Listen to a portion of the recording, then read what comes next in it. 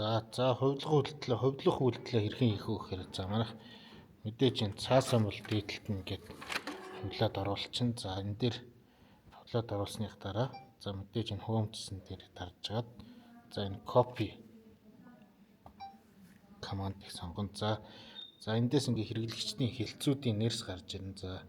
За жишээлбэл төрийн захиргаа удирдлагын хэлц 306 гэдэг өрөөнийхөө дугаартай.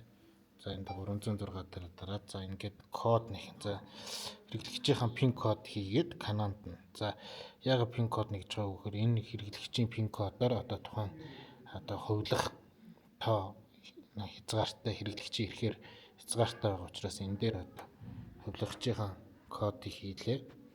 Хэрэглэгчийн кодыг хийлээ.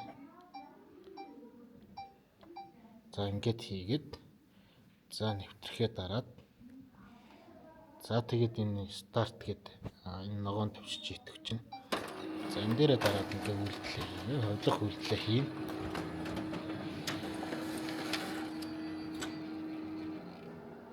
За ингээ амжилттай хувилагдлаа гэнэ. За хамгийн сүүлд нь гол сануулгах зүйлс маань юу аах вэ гэхээр эргээд манайхан нэг юм хувилчаад хэрэглэгчээсээ гарна. Хэрэглэгчээсээ гарахгүй бол яг энэ орсон хэрэглэгч дээр чи одоо дараагийн хувилах үйлдэлийн одоо тоолоор маань гүөх учраас хэрэглэгчээсээ хэрхэн гарах вэ гэхээр за энэ дээдлэлт хэрэглэгчийн дээдлэлт за энэ дээр бол тузуух 306 хэрэглэгч байна.